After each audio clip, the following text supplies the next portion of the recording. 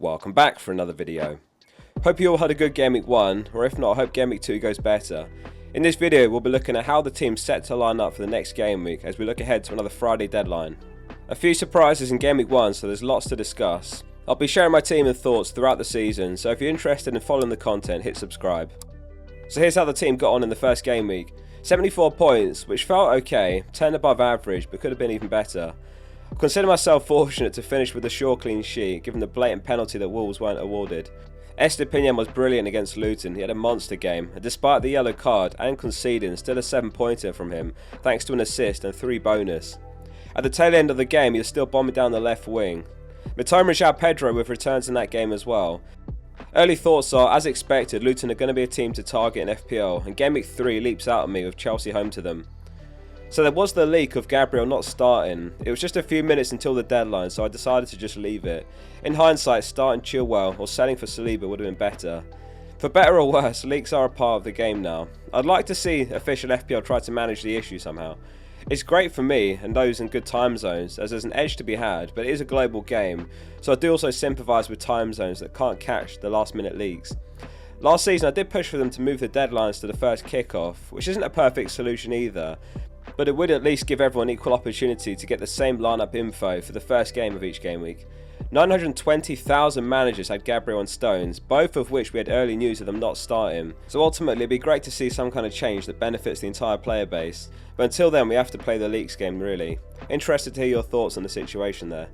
Anyway, tons of chips were used last game week, so don't read into it too much if your rank's not great this early. 5 points separates 2 mil and 1 mil, 8 points separates 2 mil and top 500k for example. In fact, you could be ranked 1 mil by halfway through the season like Game Week 19 and still finish very respectfully. And the ranks are the most condensed they'll be at the start of every season, and they gradually spread out as we progress. So that's something we can all take encouragement in, but also be conscious that a good start can slip. Let's have a look at how the team's set to line up for the next game week and the transfer plans. So starting off in goal, and it's a rare call up for Turner. With Pickford away to Villa, he has got the better clean sheet potential. It is a 1 week sample size, but Nottingham Forest 0.83 expected goals conceded was really impressive away to Arsenal. It was the third best of Game Week 1. Sheffield United on the other hand was second worst for expected goals. Again a 1 week sample size, but Turner has to start.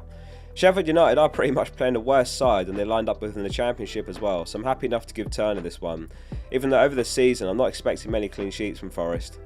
Last season Forest conceded 24 goals at home, 44 away, way better team at home. The back three is Gabriel, Estepinian and Chillwell. So let's talk about Gabriel then and what to do. After 73 consecutive starts, and he played more minutes than any Arsenal player in pre-season, Arteta benches him. It's not one to panic about in my eyes. I'm fully expecting him to be back in the starting 11 against Palace. Sadly Timber also picked up a serious injury in Game Week 1, which may boost Gabriel's expected minutes at least. Estepinian took 3 shots in Game Week 1, played 7 crosses, and only Varane had a higher expected goal involvement. Wolves really surprised me in Monday night's game though. Don't write them off just yet. They were very organised and they made life difficult for Man United, and they'll certainly feel robbed of a point and look to rectify that against Brighton. Decisions to be made on Estepinian in a couple of weeks time, whether to bench him for the 2 tougher games, or play him through them, or perhaps even sell. Chilwell completes the back 3 then, the first defender to rise in price this season, 5.6 mil now. He had a great game against Liverpool. If we look at his heat map, he's no defender. Played as a winger, and it was Colwell that tucked into left back for the Liverpool match. Pochettino did use a back 3 in that one, which is a system that he might change in Game Week 2, but Chilwell's worth owning regardless of system.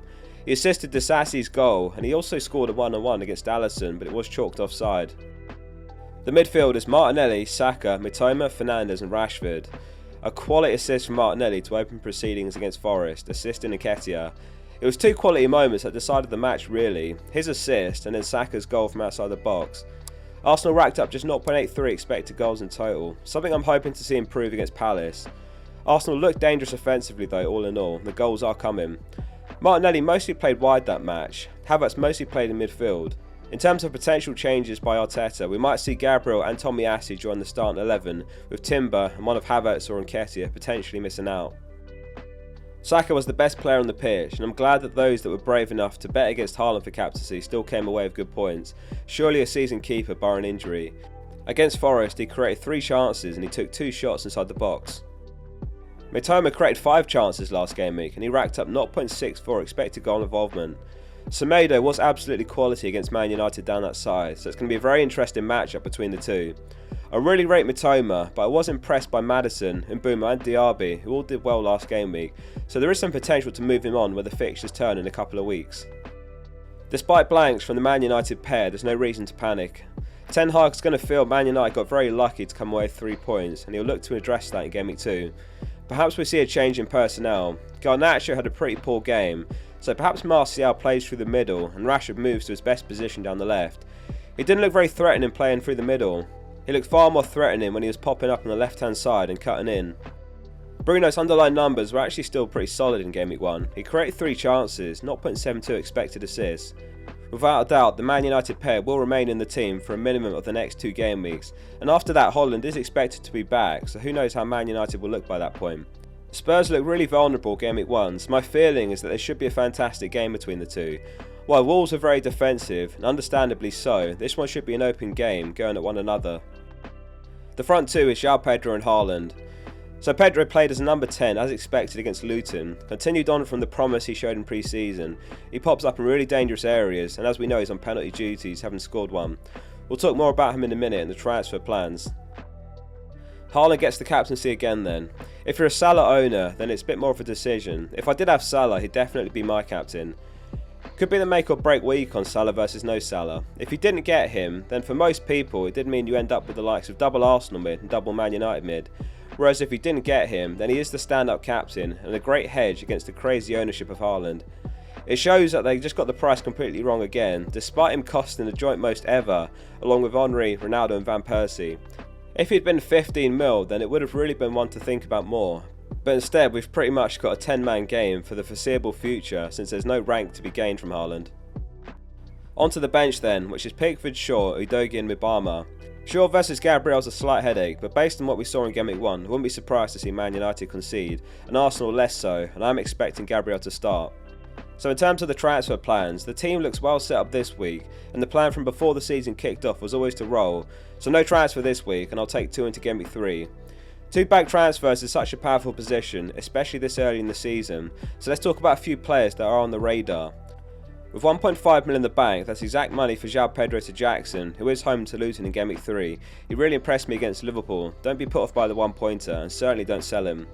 Maddison and Richarlison are also on my radar, potential Mitoma replacements.